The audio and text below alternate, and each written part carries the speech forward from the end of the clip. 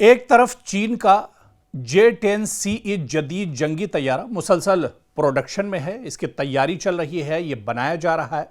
तो दूसरी तरफ पाकिस्तान के अलावा इस तैयारी के लिए बड़ी बैनुल अक़वामी डील्स का इंतजार खत्म होने का नाम नहीं ले रहा है।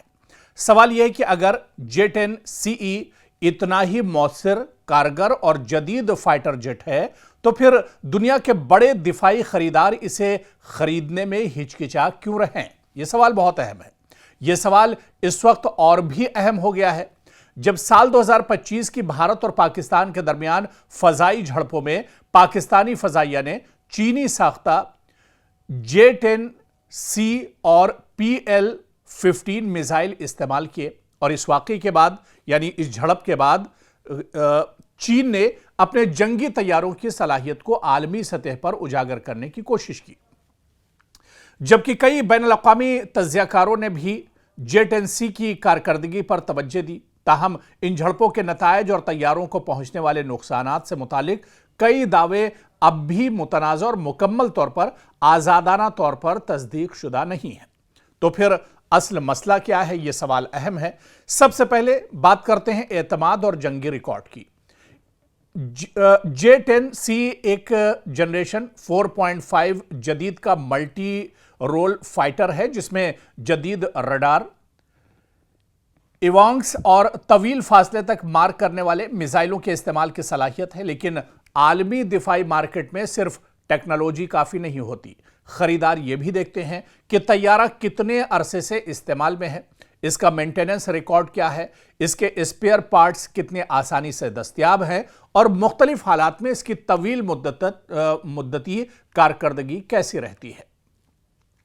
यहां चीन को अमेरिका, फ्रांस और रूस जैसे पुराने दिफाई बरामद कुरंदगान का सामना है जिनके जंगी तैयारों के साथ कई दहाइयों का आलमी ऑपरेशनल तजुर्बा और एक वसी सपोर्ट नेटवर्क मौजूद है। दूसरा मसला है जियोपॉलिटिक्स। एक मुल्क जब कोई फाइटर जेट खरीदता है तो वो सिर्फ तैयारा नहीं खरीदता बल्कि एक पूरा दिफाई निजाम खरीदता है। इसमें हथियार, स्पेयर पार्ट्स, सॉफ्टवेयर, तरबियत, अपग्रेड और कई साल की तकनीकी मदद शामिल होती है। इसलिए बहुत से ममालिक ये भी सोचते हैं कि अगर चीन से J-10C खरीदा तो इसके बाद इनके अमेरिका या मगरबी ममालिक के साथ दिफाई ताल्लुकात पर क्या असर पड़ेगा। तीसरी बड़ी रुकावट है फाइनेंसिंग और खरीदार की माली सलाहियत।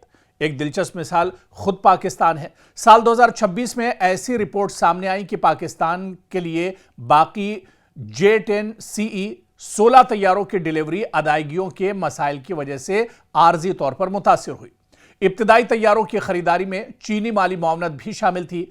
अगरचे यह मामला तैयारी की तकनीकी सलाहियत का सबूत या तरदीद नहीं है, लेकिन यह दिखाता है कि महंगे जदीद फाइटर जेट खरीदना बहुत से ममालिक के लिए माली तौर पर कितना मुश्किल हो सकता है।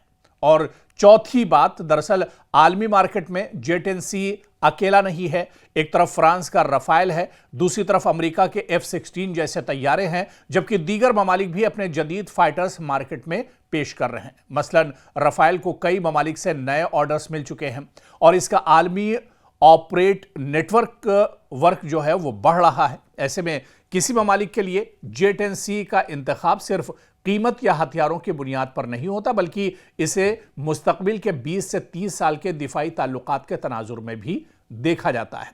लेकिन यहां चीन के लिए एक मुस्बत पहलू भी है। चीन ने J-10C को एक ऐसा प्लेटफॉर्म बनाने की कोशिश की है जिसे मुख्तलिफ गैर मुल्की सारिफीन की जरूरत के मुताबिक अपग्रेड किया जा सके।